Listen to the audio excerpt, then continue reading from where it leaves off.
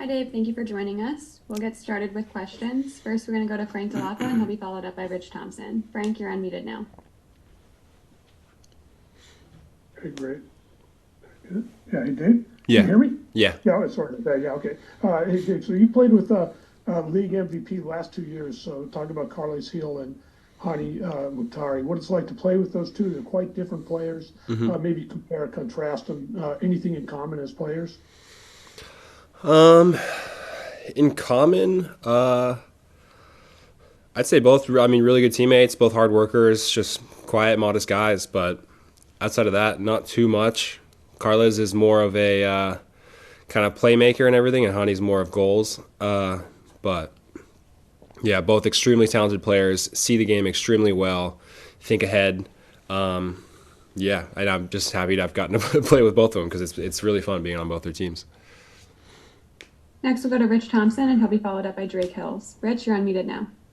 Thank you. Hi, Dave. Kind of a two-parter. First, the obvious one, just talk about playing your old team. And the second part is, what are the points of emphasis of a Gary Smith coach team? Excited to play Nashville again. We got to play them in preseason, so a lot of those kind of jitters of playing against your team again are kind of out of the way. This one means a lot more than a preseason friendly, and then any emphasis of a Gary team is being extremely sound structurally, being tough to break down, 2 blocks of it, 4, having your forwards working really hard as well, and then kind of beating them up on the counter. And so we're kind of aware of that, and yeah, it's going to be a really tough test. They haven't conceded a goal yet, and yeah, we're going to have to play really well, move the ball quickly, and kind of, I don't want to give away too much, but yeah, just play really solid to try to break them down because they are very sound fundamentally as a defense, and then they are dangerous if you let them get it space on a counterattack. Next, we'll go to Drake Hills, and he'll be followed up by Jamie Rook. Drake, you're unmuted now. What's up, Dave? Good to see you again. I'm curious, when you take a look back at, when you realized that New England was a possibility for you, can you take me to that moment? When was that? And at that point in time, were you made aware that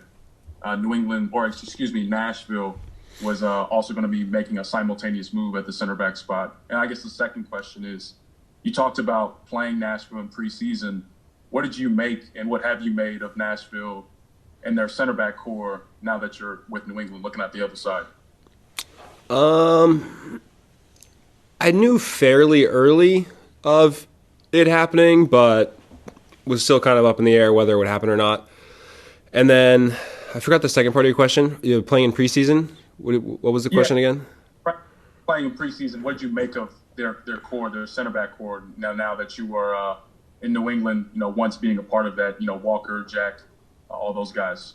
Yeah, it's been solid. We've had a lot of depth the last couple of years, and Walker and Jack have been solid. And we played as a 3 a lot of times. We played as a 2 sometimes, just center backs wise. And they haven't let a goal in so far. So they've been doing really well. But it's a long season. I don't know. But yeah, they've always had really good chemistry. They're both solid center backs, and I expect them to be solid the rest of the year. So, yeah. Next, we'll go to Jamie Rook, and he'll be followed up by Sam Minton. Jamie, you're unmuted now. Hi, Dave. Good to see you. How tough is it to bounce back off the suffering of 4-0 defeat to LAFC?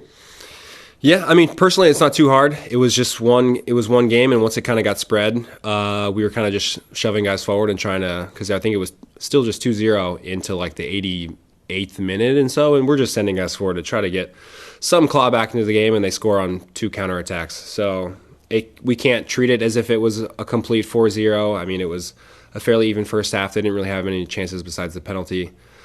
But then, yeah, you can't get too low on games like that, and then we can't get too high on the first 2 games. We got a little complacent maybe or casual, thinking we're so elite. Maybe some of the guys did, I don't know. But it's tough to not get too high or too low in those situations. But I think the key to any successful team is if you go on a winning streak, not thinking you're too good, and if you have a bad game, it happens. There's 34 games. You can't play amazing every single game. And we were also on the road in one of the toughest environments in the league. So we know we're a solid team. We know if we play well, if we play sound fundamentally, that we're going to be a good soccer team. We're going to be tough to beat. So just keeping that mentality. If we're at home, we're ready to win. Oh, sorry. I just got hyped on myself, so sorry. I don't know if you can edit that or if it's live. Sorry. Next we'll go to Sam. Sam's unmuted now. Sorry. Hello, Dave. How's it going? I just wanted to ask, coming into the team with a guy like Giacomo Baroni at striker, just what have you noticed about his play? What has it been like going up against him in training? And also, too, I do notice, I believe that's a Daniel Ricciardo hoodie. Do you have any predictions for this week's race? Let's start with Giacomo. He's extremely talented. He makes really good movements in and around the box, and he's a clinical finisher, and he's kind of my locker buddy. I sit next to him in the locker room, and he's one of the nicest guys I've been around. So it's nice to be around him, and it's cool how authentically Italian he is. I think the sayings he has I love, and so he's just been a really good teammate. And on the field, he's class in front of goal, makes good movements, works really hard. So it's been nice having him as a teammate. And then for F1 this weekend, I don't know. It's pretty much Red Bull domination so far, but hopefully we get some safety car late and someone can steal a win, but it's looking like Red Bull domination, unfortunately. All right, Dave, that's all the questions we have. Thank you. Thank you.